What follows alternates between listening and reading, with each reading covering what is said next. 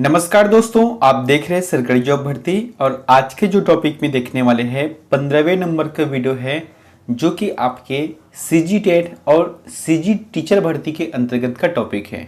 और इस टॉपिक पे हम लोग सामाजिक विज्ञान यानी कि एसएसटी के अंतर्गत टॉप के 50 क्वेश्चन को देखने वाले हैं। टॉप के महत्वपूर्ण 50 ऐसे क्वेश्चन हैं, उसको देखने वाले हैं। अब एक चीज और यहाँ पर क्लियर करना चाहता हूँ कि आप सभी को पता है कि 4 जून को जो है लोकसभा का रिजल्ट आ जाएगा। इसका मतलब है 4 जून के बाद जो है आचार संहिता हट जाएगा, है ना। तो छत्तीसगढ़ में जैसे कि कुछ वैकेंसियां, जैसे कि क्या है सीजी टेट है, उसका एग्जाम डेट तो पहले से घोषित हो गया है। उसके बाद जो है हॉस्टल वार्डन का है, प्रयोगशाला परिचारक का है, या पुलिस जो भर्ती है, कांस्टेबल भर्ती है, उन सभी का जो परीक्षा तिथि है वह बहुत जल्द जारी हो जाएगा। इसलिए आप जो है पढ़ाई अभी से तैयारी करना स्टार्ट कर दो। खासकर से ये, जैसे कि यहाँ पर मैं एसएसटी का पढ़ा रहा हूँ, तो ऐसा आप कभी ना समझे कि ये सिर्फ टेट भर्ती के लिए है। इसका मतलब है कि यहाँ आपके प्रयोगशाला परिचारक में भी काम आएगा, आपके हॉस्टल वार्डन में भी काम आएगा, या आपके जो पुलिस कांस्टेबल है उसमें भी यहाँ काम आने वाला है। इसलिए आप जो है इस वीडियो को शुरू से लेकर अंतिम तक जरूर देखें। बहुत ही इंपॉर्टेंट क्वेश्चन है और सिलेक्टेड क्वेश्चन है जो पहले एग्जाम में आ चुका है, वो वाला है। ठीक है, तो चलते यहाँ पर वीडियो की तरफ। सर्वप्रथम यही कहूँगा कि अगर आप चैनल पर नए हो तो चैनल को सब्सक्राइब कर देना और बेल आइकन को जरूर दबा देना। चलते हैं वीडियो की तरफ। ठीक है, पहला प्रश्न देखते हैं। पहला प्रश्न है, हड़प्पा सभ्यता का सर्वाधिक मान्यता प्राप्त काल है। क्या बोला गया है? हड़प्पा सभ्यता का सर्वाधिक मान्यता प्राप्त काल कौन सा है? यानी कि जैसे कि हम लोग पढ़ते हैं हड़प्पा सभ्यता, सिंधु घाटी की सभ्यता, तो इसका जो समय है जिसे सभी लोग मानते हैं वह कौन सा रहेगा? सही जवाब आ जाएगा 2500 ईसा पूर्व से 1700 ईसा पूर्व के बीच, 1750। ठीक है, ये सेकंड आंसर सही रहेगा। यानी कि 2500 से 1750 ईसा पूर्व के बीच के जो समय है उसे सिंधु घाटी सभ्यता के लिए या हड़प्पा सभ्यता का सर्वाधिक मान्यता प्राप्त काल कहा गया है। दूसरा है, हड़प्पा सभ्यता किस युग की थी? बताना है। बहुत ही इंपॉर्टेंट प्रश्न है, आप इसे ना स्टार मार्कर जरूर लगा लेना, काफी इंपॉर्टेंट है कि हड़प्पा सभ्यता किस युग की थी। आंसर क्या जाएगा इनका? कांस्य युगीन, है ना। कांस्य युगीन सभ्यता थी हड़प्पा घाटी सभ्यता। ये कई बार पूछे गया है एग्जाम में, आप इसे टिक जरूर लगाना। अगला है, मोहनजोदड़ो कहाँ स्थित है? काफी इंपॉर्टेंट है मोहनजोदड़ो। तो ये जो है सिंध में स्थित है। अब सिंध कहाँ पर है? ये पाकिस्तान में जो एरिया पड़ता है ना, उसे ही कहा गया है सिंध। तो जो पाकिस्तान वाले जो सिंध है वहीं पर ही मोहनजोदड़ो का जो खुदाई है वहाँ किया गया है। यानी कि वहाँ पर जब देखा गया है, लगभग ये 1921 की बात है, देश की आज़ादी से पहले। अब देश आज़ाद हुआ तो ज़्यादातर जो सभ्यता है वहाँ पाकिस्तान की तरफ चला गया। अगला है, किस पशु के अवशेष सिंधु घाटी सभ्यता में प्राप्त नहीं हुए हैं? तो कौन से ऐसे पशु है जिनका अवशेष सिंधु घाटी सभ्यता के अंतर्गत देखने को नहीं मिला है या प्राप्त नहीं हुआ है? तो आंसर आ जाएगा शेर रहेगा। बाकी जैसे कि घोड़ा है, गाय है, हाथी है, इनको देखा गया है या इनका अवशेष प्राप्त किया गया है। अब यहाँ पर प्रश्न उठता है, क्या शेर उस समय नहीं था? तो ऐसा बात नहीं है, शेर उस समय भी था, लेकिन इनका अवशेष नहीं प्राप्त हुआ है। इसलिए हम कह सकते हैं कि हो सकता है सिंधु घाटी सभ्यता के समय शेर ना हो या उस क्षेत्र में ना हो, ऐसा हो सकता है। ठीक है, तो आंसर क्या जाएगा? ए नंबर का सही रहेगा। आप ना स्वयं से एक बार लगाने का प्रयास जरूर करें। अगला है, इनमें से किस फसल का ज्ञान वैदिक काल के लोगों को नहीं था? तो वैदिक काल के जो लोगों को कौन से ऐसे फसल है जिनका ज्ञान नहीं था? देखो, जौ का तो था ही, क्योंकि वेदों में या जो हवन करते हैं उसमें उपयोग करते थे। गेहूं है, चावल है, खाद्य पदार्थ है, इनका उपयोग होता था। तंबाकू का नहीं है। ठीक है, वैदिक काल में जो है तंबाकू का जो फसल है इनका जो ज्ञान है लोगों को नहीं था। अगला है, वैदिक गणित का महत्वपूर्ण अंग है। बताना है, वैदिक गणित का महत्वपूर्ण अंग कौन सा है? जैसे कि आप अभी भी देश में जितने भी गुरुकुल है वहां पर जाकर देखना, जो वैदिक गणित पढ़ाते हैं वहां प्राचीन शूल्व सूत्र, ये जो है क्या है? शूल्व सूत्र, इसी के अंतर्गत जो भाग है उसी में दिया गया है। वैदिक गणित का एक अंग है ये शूल सूत्र। अगला है पुराणों की संख्या कितनी है। बहुत ही इजी प्रश्न है, लेकिन कई बार इसे लोग गलत कर लेते हैं। तो देश में जो है, या हम कह सकते हैं जैसे कि वेदों में, वेद के बाद जो पुराण आए, उपनिषद आए, तो पुराणों की जो संख्या है वहाँ 18 है, जिसमें से मत्स्य जो पुराण है वहाँ सबसे प्राचीन है और श्रीमद् भागवत महापुराण सबसे नवीनतम महापुराण है। अगला है प्राचीनतम व्याकरण अष्टाध्यायी के रचनाकार है। काफी इंपॉर्टेंट है। इसे जैसे कि हम लोग पढ़ते हैं ना हिंदी में, तो पाणिनि कहते हैं। तो जैसे कि क्या है, प्राचीन व्याकरण है अष्टाध्यायी, तो इनके रचनाकार कौन है? गौतम है कि कपिल है कि पतंजलि है कि पाणिनि है? तो आंसर आ जाएगा इनका पाणिनि सही रहेगा। ठीक है। अगला है ऋग्वेद में अघन्य शब्द का प्रयोग किसके लिए किया गया था? काफी इंपॉर्टेंट है। देखो क्या बोला गया है, ऋग्वेद में जो अघन्य शब्द है, यानी कि जिनका वध ना किया गया हो या जिनका वध ना किया जाता हो, तो ये है गाय रहेगा। क्योंकि वेद के समय या वेदकालीन जो समय हुआ है, इसमें गाय को पवित्र माना गया है अपने धर्म के हिसाब से, जिसमें गाय को अगर कोई मार देता था या कोई हत्या करता था तो उनका जो है मतलब हम कह सकते हैं उनको भी सजा दिया जाता था मौत के रूप में। अगला है आर्यों के आर्कटिक होम सिद्धांत का पक्ष किसने लिया था? इसे भी आप स्टार मार्क कर लेना, क्योंकि ये कई बार एग्जाम पूछे गए हैं। आर्यों के आर्कटिक होम सिद्धांत का जो पक्ष है वहां बीजी तिलक यानी कि बाल गंगाधर तिलक ने लिया है। अगला है उज्जैन का प्राचीन नाम था। जैसे कि आज हम लोग देखते हैं ना, मध्य प्रदेश का उज्जैन है जहां पर महाकाल बाबा है, तो इनका प्राचीन नाम क्या था? सही जवाब क्या जगह अवंतिका है ना, अवंतिका इसका आंसर सही रहेगा। अगला है पहला ईरानी शासक जिसने भारत के कुछ भाग को अपने अधीन किया था। आपको बताना है जो भारत का भाग उस समय मतलब अफगानिस्तान तक था, अफगानिस्तान, पाकिस्तान, फिर जाके भारत, पंजाब वाला हिस्सा। ठीक है। तो पहला ईरानी शासक कौन था जिसने भारत के कुछ भाग को अपने अधीन किया था? सही जवाब आ जाएगा डेरियस रहेगा। इसका आंसर डेरियस रहेगा। ठीक है। डेरियस प्रथम कंबोज, पश्चिमी गंधार और सिंधु क्षेत्र पर विजय प्राप्त किया था। अगला है प्रथम मगध साम्राज्य का उत्कर्ष किस सदी से हुआ था? बताना है प्रथम जो मगध साम्राज्य है इनका उत्कर्ष किस सदी से हुआ था? तो आंसर आ जाएगा 6ठी सदी ईसा पूर्व, है ना। 6ठी सदी ईसा पूर्व की बात है। देखो एक चीज याद रखना, जैसे कि 6ठी सदी ईसा पूर्व में क्या हुआ था, 16 महाजनपदों का उदय हुआ था, जिसका वर्णन आगंतुक निकाय में देखने को मिलता है।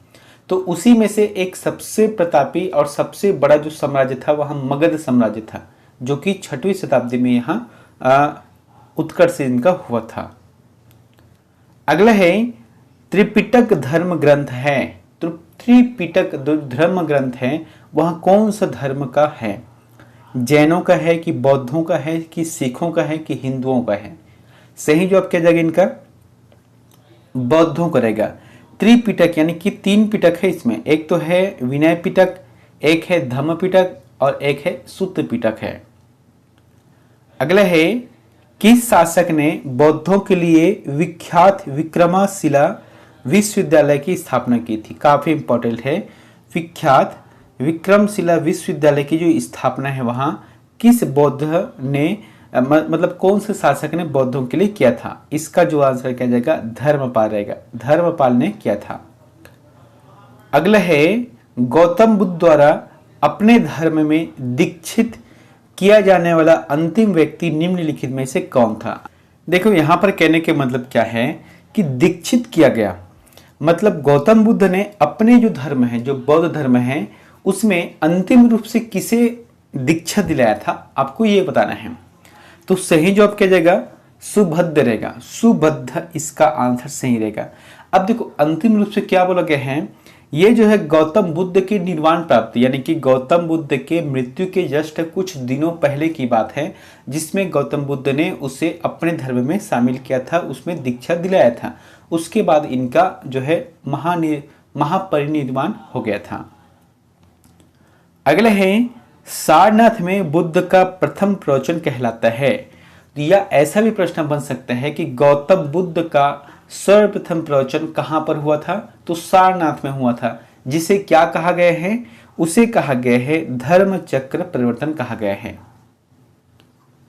अगला है आजीवक संप्रदाय के संस्थापक कौन थे, काफी इंपॉर्टेंट है। देखो ये जो आजीवक संप्रदाय है ना, जैसे कि जैन धर्म है, बौद्ध धर्म है, उसी समय की ये धर्म है, लेकिन अब ये इनका जो कह सकते हैं हम वर्चस्व जो है समाप्त हो गया है, इनका मानने वाला कोई नहीं है फिलहाल के रूप में देखा जाए तो। फिर तो आजीवक संप्रदाय के जो संस्थापक थे वह कौन थे, मखली गोसाल। मखली गोसाल इसका आंसर सही रहेगा।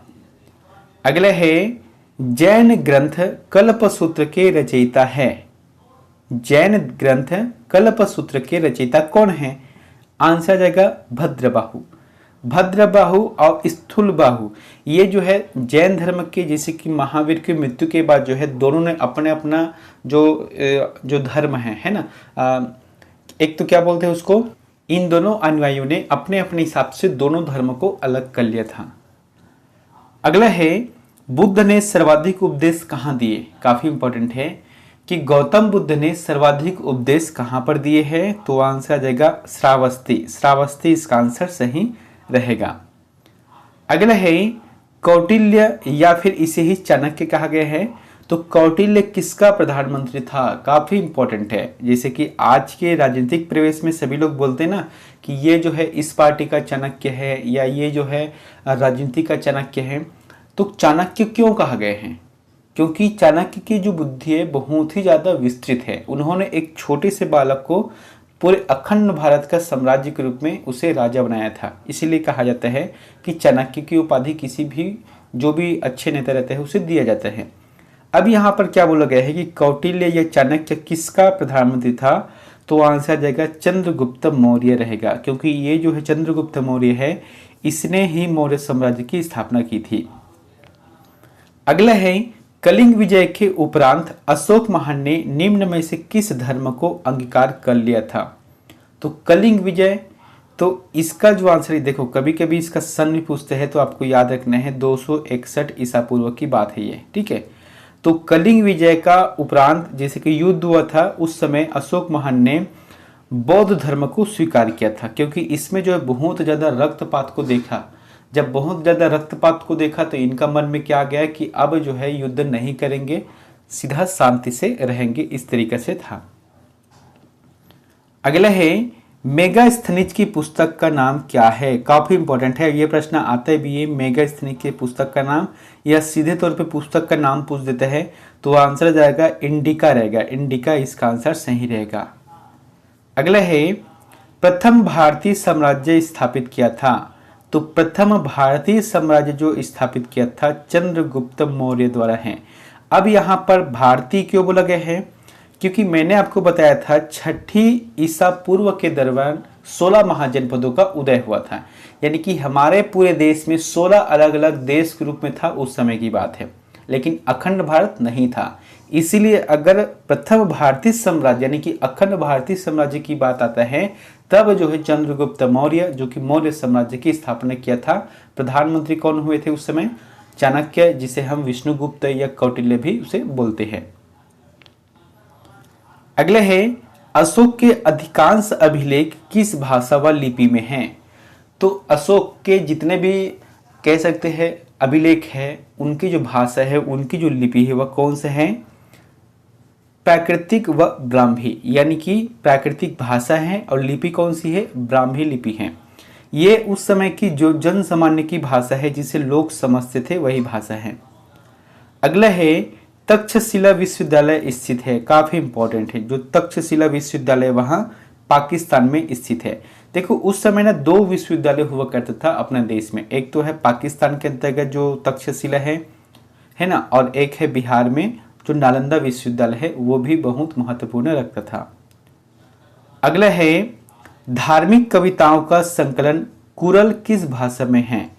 क्या बोला गया है? धार्मिक कविताओं का संकलन क्या है? कुरल। आपको याद रखना है कुरल शब्द को। ये किस भाषा में है बताना है। ग्रीक भाषा में है कि तमिल है कि तेलुगु है कि पाली है? तमिल भाषा में यहाँ स्थित है, अभी भी है। अगला है, इतिहासकार V.A. स्मिथ ने किसकी विजयों से प्रभावित होकर उसे भारत का नेपोलियन कहकर पुकारा है? तो एक इतिहासकार हुआ था स्मिथ, इन्होंने किसकी विजय को प्रभावित देखकर भारत का नेपोलियन कहकर पुकारा है? तो समुद्रगुप्त को। ठीक है, समुद्रगुप्त को कहा गया है भारत का नेपोलियन। अगला है, गुप्त राजवंश किस लिए प्रसिद्ध था? काफी इंपॉर्टेंट प्रश्न है। गुप्त राजवंश किस लिए प्रसिद्ध था, आपको यह बताना है। कला एवं स्थापत्य। उस समय जो गुप्त राजवंश था उसमें कला और स्थापत्य कला को सर्वश्रेष्ठ महत्व दिया गया था। जैसे कि मैंने यहाँ पर कुछ प्रश्न भी मतलब इंपॉर्टेंट पॉइंट भी लिखा है कि इस काल में जितने भी मूर्तियां हैं, आप कभी भी देखोगे ये जो प्राप्त मूर्तियां हैं उसमें मूर्ति का जो आकार है, गात है, केश राशि है, यानी कि जो बालों का जो एक एक धागे हैं, ठीक है, मांसपेशियां है, चेहरे की जो बनावट है, प्रभामंडल है, मुद्रा, स्वाभाविकता आदि तत्वों को ध्यान में रखकर मूर्ति का निर्माण किया जाता था। यानी कि गुप्त काल में कोई भी आप मूर्ति देखोगे ना तो उसमें एक एक नस को भी दिखाया गया है, हाथों के बाल है, आपके सिर के जो बाल है उसे भी एकदम हूबहू ऐसा लगता है कि यहाँ सीधे तौर पे एक इंसान को रखा गया है। इतना क्लीन था, इतना जो है उस समय कला उदय हो चुका था। अगला है, कालिदास द्वारा रचित मालविकाग्निमित्रम का नाटक का नायक था। क्या बोला गया है? कालिदास द्वारा रचित है एक क्या है? मालविकाग्निमित्रम है। तो इसके नाटक के नायक कौन था? आंसर आ जाएगा अग्निमित्र रहेगा। अग्निमित्र आंसर सही रहेगा। अगला है, सोने के सर्वाधिक सिक्के किस काल में जारी किए गए थे? काफी इंपॉर्टेंट प्रश्न है। सोने के सिक्के से संबंधित बहुत प्रश्न पूछे जाएंगे, तो यहां पर समझना क्या बोल रहा हूं उस चीज को। आंसर आ जाएगा गुप्त काल रहेगा। भारत देश में जितने भी राजवंश हुए हैं उसमें सोने के सर्वाधिक सिक्के की अगर बात करता है तो गुप्त काल आंसर सही रहेगा। लेकिन सोने के प्रारंभिक जो सिक्के जारी किया गया था, एक तो जारी किया गया था, किसने जारी किया था? कुषाण वंश ने जारी किया था। लेकिन सर्वाधिक रूप से जो जारी किया गया था वहां गुप्त काल रहेगा। अगला है, हर्षचरित किसके द्वारा लिखी गई थी? काफी इंपॉर्टेंट प्रश्न है। हर्षचरित्र किसके द्वारा लिखी गई थी? आंसर आ जाएगा बाणभट्ट। बाणभट्ट इसका आंसर सही रहेगा। हर्षचरित कन्नौज के शासक हर्षवर्धन की जीवनी है जो उनके दरबारी कवि बाणभट्ट द्वारा संस्कृत में रचित है। ठीक है।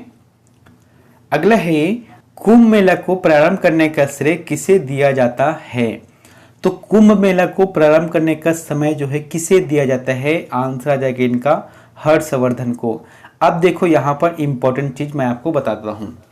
कुंभ मेला जो है 4 स्थानों पर लगता है, ठीक है, और ये 4 स्थानों पर आपको देखने को मिलेगा हर 12 साल में लगता है। जैसे कि आप उत्तर प्रदेश के जो इलाहाबाद है या हम उसे अब प्रयागराज कहते हैं, वहां पर जाके देखना, शायद 2025 में इनका फिर से होना है। ठीक है, तो ये जो है हर 12वें साल में होता है। 12वें साल में क्यों होता है? कुंभ मेला का जो गणना है वहां बृहस्पति ग्रह के अनुसार होता है। जैसे कि हमारा पृथ्वी है, सूर्य का कितने दिनों में चक्कर लगाता है? एक बार, जिसे हम एक वर्ष कहते हैं, 365 दिन है। तो उसी प्रकार से जो बृहस्पति ग्रह है सूर्य का चक्कर 12 वर्षों में लगाता है। यानी कि अपने स्थान से जब प्रारंभ करता है तो पुनः अपने स्थान पर आने में उसे 12 वर्ष समय लगता है। और इसी के संदर्भ में हर जो कुंभ मेला होता है 4 जगह पर, वहां 12 वर्ष के अंतर्गत होता है। अगला है, हितोपदेश के लेखक है। क्या बोला गया है? हितोपदेश के लेखक कौन है? आंसर आ जाएगा नारायण पंडित, है ना, नारायण पंडित इसका आंसर सही रहेगा। अगला है, मुद्रा राक्षस नामक पुस्तक का लेखक कौन है? आप इसे स्टार मार्कर जरूर करना, कई बार इसे पूछा गया है। मुद्रा राक्षस नामक जो पुस्तक है इनके लेखक है विशाख दत्त रहेगा। इसके अंतर्गत जो है राजा चंद्रगुप्त मौर्य को सत्ता में लाने का वर्णन देखने को मिलता है। अगला है हिंदू विधि पर एक पुस्तक है जिसका नाम क्या है, मिताक्षरा, किसने लिखी है? आपको बताना है जो मिताक्षरा है वहां किसने लिखी है।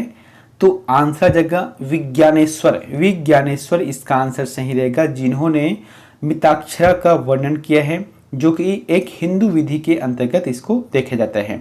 यहाँ पर एक टिप करके मैंने लिखा है कि मिताक्षरा याज्ञवल्क्य स्मृति पर एक विवृत्ति यानी कि कानूनी टिप्पणी है जो जन्म से विरासत के सिद्धांत के लिए जाना जाता है।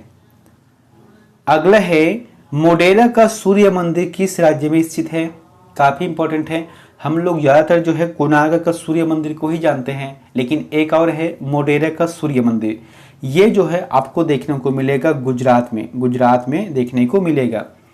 कोणार्क का सूर्य मंदिर उड़ीसा के पुरी में स्थित है, लगभग ये 35 किलोमीटर की दूर में है। अगला है एलोरा में गुफाओं व शैलकृत मंदिरों का संबंध है केवल, क्या बोला गया है? एलोरा में जितने भी गुफाएं और शैलकृत मंदिर है वहाँ संबंध है, किस चीज का संबंध है बताना है। आंसर जगह हिंदुओं, बौद्धों और जैनों से। ये जो है तीनों का संगम यहाँ पर हुआ है। इनका जो अलग अलग, जैसे कि हम कह सकते हैं गुफाओं में जो शैल चित्र मिले हैं, जो मंदिर मिले हैं, अवशेष मिले हैं, इन तीनों का वर्णन इसमें देखने को मिलता है। अगला है कुमार संभव महाकाव्य किस कवि ने लिखा? क्या बोला गया है? कुमार संभव महाकाव्य किस कवि ने लिखा है? तो आंसर जगह कालिदास, कालिदास ने लिखा है। अगला है चरक और नागार्जुन किसके दरबार की शोभा थे? काफी इंपॉर्टेंट है चरक और नागार्जुन। तो चरक मतलब समझते हो ना अपने, जो चरक संहिता वाले हैं, जितने भी जो आयुर्वेदिक पढ़ते हैं वो सभी चरक संहिता को ही फॉलो करते हैं। यहाँ पर क्या बोला गया है? चरक और नागार्जुन किसके दरबार में शोभा थे, यानी कि किसके दरबार में रहते थे? आंसर जगह कनिष्क, कनिष्क के दरबार में रहते थे। अगला है अशोक ने अपने सभी अभिलेखों में एकरूपता से किस प्राकृतिक का प्रयोग किया गया है? एकरूपता से यानी कि सभी अभिलेख में इसी चीज का प्रयोग किया गया है, अर्धमागधी, अर्धमागधी का प्रयोग किया गया है।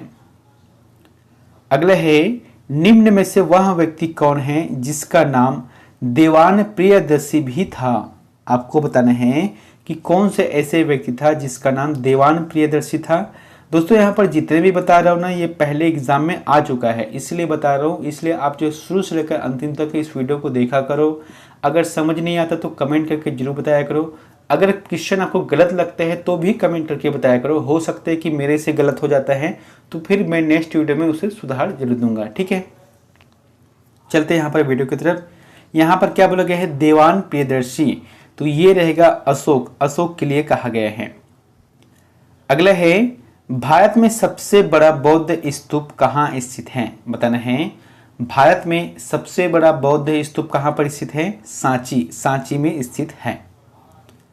अगला है किसे एशिया की रोशनी कहा जाता है? बताना है किसे एशिया की रोशनी कहा जाता है? लाइट ऑफ एशिया, तो गौतम बुद्ध, गौतम बुद्ध को कहा गया है।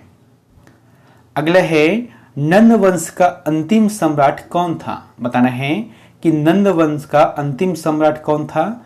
तो आंसर जगह घननंद, घननंद इसका आंसर सही रहेगा। अगला है किस वेद में जादुई माया और वशीकरण का वर्णन है? क्या बोला गया है? कौन से वेद है जिसमें जादुई माया और वशीकरण का वर्णन मिलता है? तो आंसर जगह अथर्ववेद रहेगा। देखो जो कि जैसे कि वेदों की बात किया जाए तो फिर 4 वेद है, ऋग्वेद है, यजुर्वेद है, सामवेद है, अथर्ववेद है। तो ऋग्वेद के अंतर्गत ऋचाओं में वर्णन है, जैसे कि 10 मंडल है, ठीक है। उसके बाद है 10-28 क्या है? सूक्त है, और लगभग 10,462 ऋचाएं हैं, ठीक है, एक हो गया। उसके बाद यजुर्वेद में क्या है? इसमें जो जितने भी वर्णन है गद्य और पद्य में वर्णन है।